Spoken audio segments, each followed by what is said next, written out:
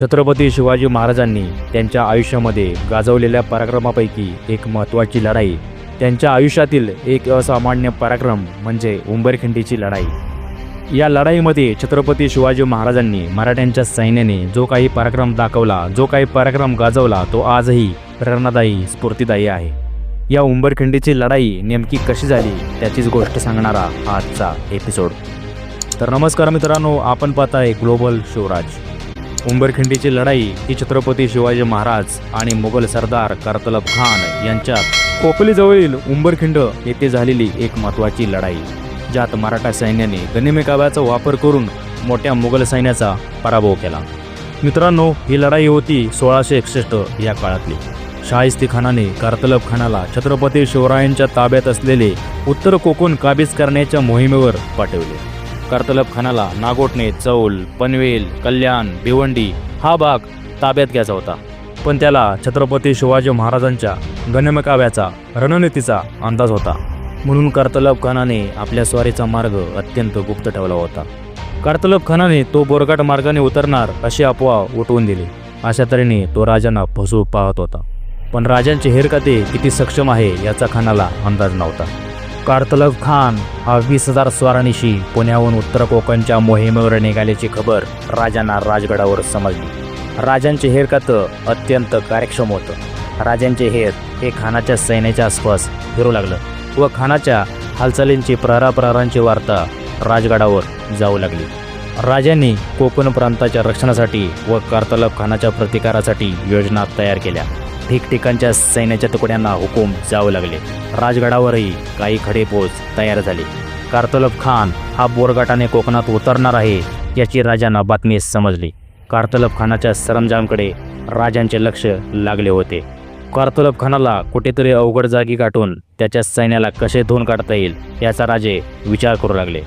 बोरघाट हा या कार्यासाठी फारसा योग्य नव्हता, पण शेजारचा कुरवंडा घाट हा अगदी योग्य होता। राजांच्या हालचाली या प्रामुख्याने पेन, पाली, नागोठणे, रेवदंडा या प्रांतात होत्या। राजांनी आपल्या सैन्याची जमावजमाव पेनच्या बाजूला चालू केली व याची बातमी करतलब खानापर्यंत पोहोचेल याची व्यवस्था केली। करतलब खानाचा सुरुवातीचा प्रवास हा बोरघाटाच्याच दिशेने होता। करतलब खानाचा मार्ग लोणावळ्याच्या अलीकडे एकाएकी बदलला। लोणावळ्याकडे न जाता तो दक्षिणेला सरकला। बातमी राजांकडे गेली। राजांचे सैन्य राजगडावरून निघाले। राजे स्वतः निघाले। लोणावळ्याला नैऋत्येला 3 मैलावर कुरवंडा गाव आहे। इथे चांगली मोठी सपाटी। करतलब खान हा 1 फेब्रुवारीला या भागात पोहोचला। हा गाव थेट घाटमाथ्यावर, उंची 2081 फूट ही पुऱ्या घाटमाथ्याची उंची। इथे पोहोचल्यावर त्याला समजले की राजांचे सैन्य आसपास कुठेच नाही। दक्षिणेला दाट जंगलांचाच प्रदेश, त्या डोंगराळ, इथे भय नाही। सैन्य जेव्हा चालीवर असते तेव्हा त्याच्या चहूबाजूंनी दूरदूरवर टेहळणीची पथके शत्रूचा मागोवा घेत फिरतच असतात। त्यांनी आसपासचा दूरवरचा प्रांत निर्दोष असल्याची करतलब खानाला ग्वाही दिली। याचबरोबर घाटाखाली पेनपाशी राजांचे सैन्य जमत असल्याचीही बातमी दिली। अर्थात राजांनी दिलेली ही भूल होती। राजांचे सैन्य हे 1 तारखेलाच कुरवंडा घाटात शिरले होते। करतलब खानाच्या सल्लागारांनी आता खानाला सल्ला दिला होता की त्यांनी कुरवंडा घाटाने कोकणात उतरावे व राजांच्या सैन्यावर अचानक हल्ला करावा। बोरघाटाचा मार्ग सोडून करतलब खान कुरवंडा घाटाने उतरतो आहे याची राजांच्या सैन्याला बातमी लागण्याच्या आत ही हालचाल करावी। टेहळ्यांना कुठेच धोका दिसला नव्हता। 1 तारखेच्या रात्री कुरवंड्यावरच्या पठारावर करतलब खानाने मुक्काम केला। कडाक्याची थंडी होती व भरीला रात्री कोकणाकडून येणारे बोचरे वारे सैन्य पुरे गारटले। कुरवंडा घाटाचे लष्करीदृष्ट्या असे कोणते वैशिष्ट्य की ज्यामुळे करतलब खान या घाटाने उतरतो आहे हे ऐकून राजांना आनंद वाटला। मित्रांनो, कुरवंडा घाटाजवळ आल्यावर राजांच्या हालचालींना वेग आला। 31 जानेवारी 1661लाच राजांनी आपले निवडक 1000 घोडेस्वार तयार केले।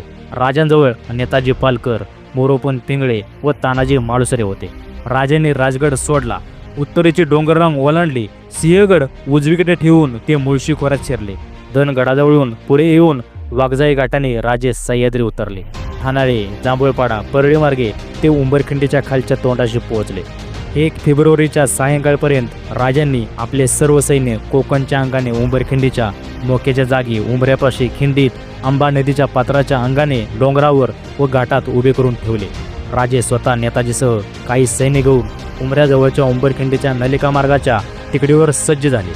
नलिका मार्ग व चावणीच्या आसपासच्या टेकडावर घाट उतरणाऱ्या सैन्याला दिसू शकणार नाही अशा उंचावरच्या जागावर गटागटाने सैनिक पेरण्यात आले. राजांच्या सैन्याची एक तुकडी घाट न उतरता कोरीगड व आंबवण्यावरून उत्तरेला येऊन कुरवंड्यावरच्या पठाराच्या दक्षिणेच्या गंधाड जंगलात त्याच दिवशी येऊन राहिली होती. या तुकडीला सूचना होती की कार्तलब खानाच्या सैन्याने घाटमाथा पूर्णपणे सोडला की मागून येऊन घाटाचे वरचे तोंड रोखणे व कार्तलब खानाचे सैन्य जसजसे चावणीकडे खाली सरकेल तसा घाट वरून आवळणे. सर्व सैन्याकडे तलवारशिवाय धनुष्यबाण, मुबलक दगड, गोटे, बंदुका ही शस्त्रे होती. राजांची सर्व सज्जता झाली. उंबरखिंड कुरवंडा घाटात दोन्ही अंगांना मारे लागले. मोर्चे बसले. या नलिकेचे कोकण अंगाचे बुचही बंद झाले. पिंजरा तयार झाला. आता कार्तलब खानाला आत येऊ द्यायचे व नलिकेचे घाटमाथ्याचे बुच सावकाश बंद करायचे आणि कार्तलब खानाच्या सैन्यावर तुटून पडायचे. 2 फेब्रुवारीची सकाळ उजाडली. कुरवंड्यावरच्या पठारावरचे कार्तलबचे सैन्य जागे झाले. हवा थंड होती.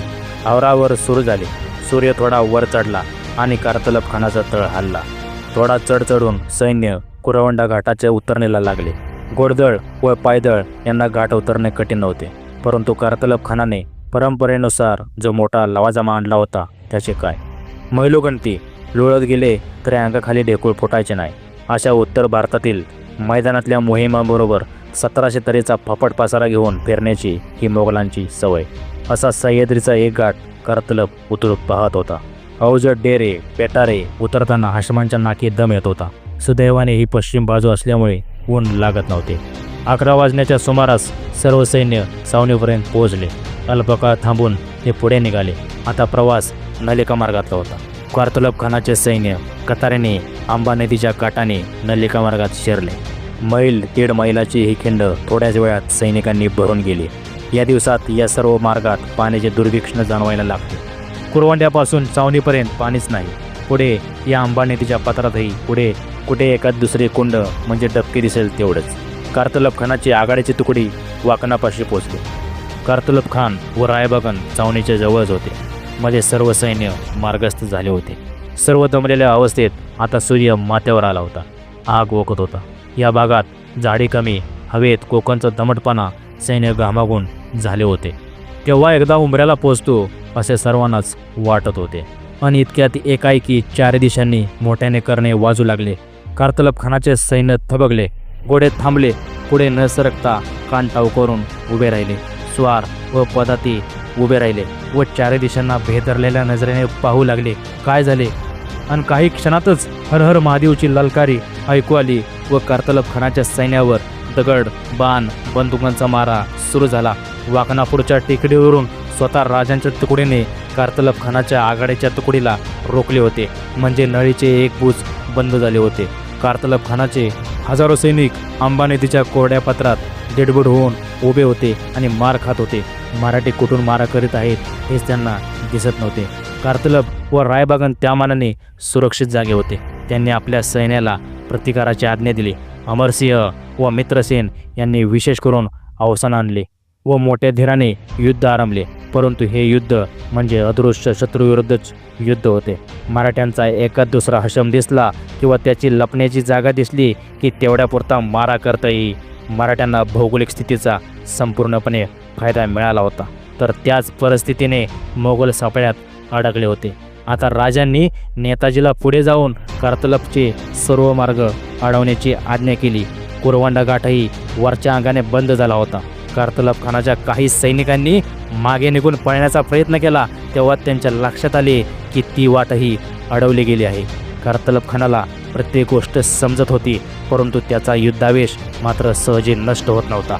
मराठ्यांनी ओरडून कार्तलबच्या सैन्याला शरण येण्याचे आवाहन केले, पण कार्तलब ते ऐकण्याच्या मनस्थितीत नव्हता. मराठ्यांचा मारा तीव्र झाला. मोगली सैन्याचे अतोनात नुकसान होऊ लागले. मराठ्यांना जागात अशा मोक्याचे मिळाल्या होत्या की नुसत्या गोपनीच्या दगडानेच ते एक एक शत्रू सैनिक गारीत करीत होते. टळटळीत दुपार झाली होती. आता कार्तलब खानाचे सर्व सैन्य हतबल अवस्थेत अक्षरशः चित्राप्रमाणेच तटस्थ झाले. आता रायबगनला राहावेना. ती कार्तलब खानाजवळ गेली. व तिने कारतलब खानाला शरणागती स्वीकारायचा स्पष्ट सल्ला दिला. कारतलब खानालाही सर्व परिस्थिती समजत होती, पण त्याचा प्रबळ अहंकार त्याला शरण येऊ देत नव्हता. आता रायबागांनी सांगितल्यावर तो कबूल झाला. त्याने आपल्या एका दूताला शरणागतीचा निरोप घेऊन राजांकडे पाठवले. कारतलब खानाचा दूत येतो हे राजांना कळले. ते वाकणजवळ टेकडीवर होते. दूताला समोर आणण्यात आल्यावर भोवया उंचावून आपले म्हणणे काय हे त्यांनी विचारले. दूताने नम्रपणे खानाचा संदेश निवेदन केला. आपले पितृरूप व खान साहेबांची दोस्ती केवळ शाहिस्ते खानाच्या आग्रपायी हे अविचारी कृत्य केले. आता खान साहेब अभयदान व जीवनदानाची याचना करीत आहेत. त्यांना व सैन्याला जिवंत परत जाऊ द्यावे. मित्रांनो, छत्रपती शिवाजी महाराज उभे होते व समोर खानाचा दूत दिनवाराज झाला होता. आता राजांना निर्णय घ्यायचा होता.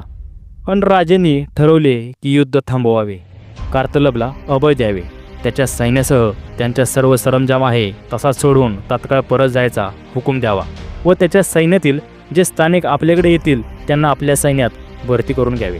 राजांनी कारतलबच्या दूताला या अटी सांगितल्या. अटी मान्य करणे हे भागच होते.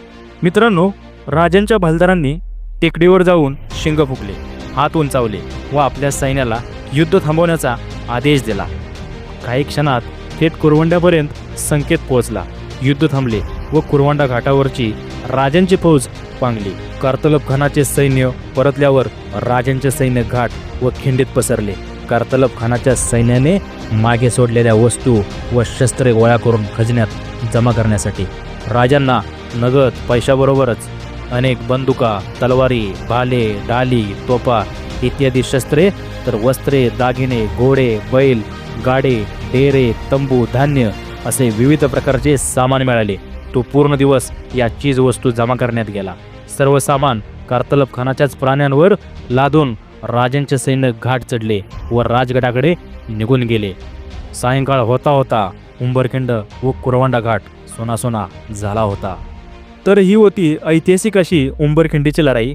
जर तुम्हाला ही माहिती आवडली असेल तर नक्कीच लाईक करा, शेअर करा आणि तुम्ही जर आपल्या यूट्यूब चॅनलवर नवीन असाल तर आपले ग्लोबल शिवराज हे यूट्यूब चॅनल नक्की सबस्क्राईब करा आणि बेल आयकॉन नक्की दाबा की जेणेकरून नवनवीन व्हिडिओचे नोटिफिकेशन आपल्यापर्यंत लवकरात लवकर मिळतील. जय शिवराय मित्रांनो, धन्यवाद.